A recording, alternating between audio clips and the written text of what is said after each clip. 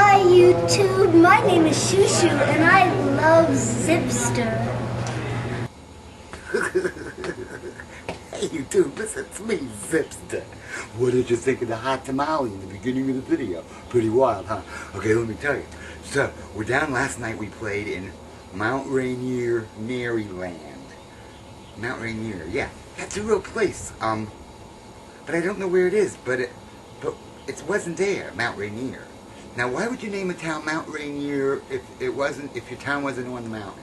I can't quite figure that out. But anyway, okay, so we're down at this place we're playing, and all of a sudden this big old 1940s kind of sedan comes pulling up to the place that we're playing at, right? Big, this place is like as big as a house, you know? The inside looked like somebody's living room or something, it was so big. Okay, the door opens, out comes a dude's foot with like a spats on, and like this old pinstripe suit, and the cane comes out, and the dude steps out, he's wearing like a big old fedora and stuff. It's like, holy Toledo, what's going on? Then all of a sudden, the lady legs start coming out of the back seat, and there's like, she's wearing like platform high heels, but not like the ones from the 70s, but like from the old days. And she's wearing like a little pencil skirt, and she's got a little mink stole on her hair's all piled up on her head, and she's got, well, hello, you saw her.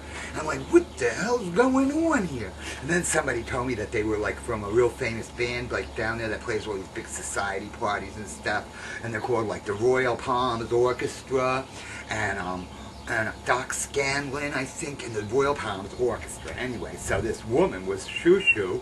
She's like the, you know, the chanteuse of the thing, and like they're really cool, and you should check out their website. As a matter of fact, I'm going to put like a little thing over there. You can cut and paste if you want. This chick just blew me away. Anyway, so, yeah, we had a really good gig. Batim, I'm sorry you didn't make it there. Batim is one of my YouTube friends who said he might be there because he owns a restaurant in Baltimore. But I guess he couldn't get out of the restaurant because, heaven forbid, like his business should go sour for one night, you know, so he passes up a chance to like come and hang out with me. But whatever. So, okay, everything went great. We stayed over down there. My cellist has a place down there in Maryland, so we stayed over her place overnight, and it was really fun. So, I get home this morning, and my mom is like standing out on the front lawn holding the telephone. Because I told her like approximately when I was going to get home, so she's just out there waiting for me. I'm like, what are you doing? And she's like, I am so upset. I'm like, here we go. So I'm like, what is going on? She said, well, last night, really late, well, really late to her is like 10:30, you know. She said, really late, I got a phone call from your bank. And then this morning, first thing, I got a phone call from your bank, and you're supposed to call them immediately because they see some unusual activity on your bank card. I'm like, oh, gee, this is, you know, just perfect. So I call them up. And I like give them my name, and they're like, okay, were you shopping at Target and Macy's West in Valencia, California last night? I like, yeah, I flew out to California to shop at Target and Macy's, and then I turned right around so I could get home in time to take your call here today. No, I wasn't in California last night. I was in Maryland, and that's really way far from California. They're like, okay, well, last night, at 5 after 9 p.m., somebody bought $800-some worth of merchandise with your bank card at Target in Valencia, California. And then 20 minutes later, they bought like $690 worth of stuff at Macy's, also in Valencia, California. I'm like, what are we going to do now? They're like, don't worry, you know, you're not going to be liable for any of this. It's like, well, that's good because I don't have any of the damn merchandise.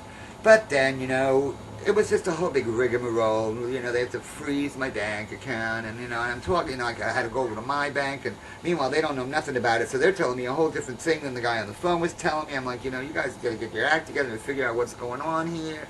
But I'm glad that, you know, I'm glad that they caught it, and they said, well, you've never used your bank card once since it was issued to you, so we thought it was kind of unusual that you were using it, and, like, really far away. Oh, they also said that this morning at 6 o'clock, somebody called up and changed the address of my bank account to another address. And I'm thinking, why would anybody change the address to, like, their house? Can't you just go to their house and say, hello, you're arrested because you stole a bank card or something? Anyway, I don't get any of that.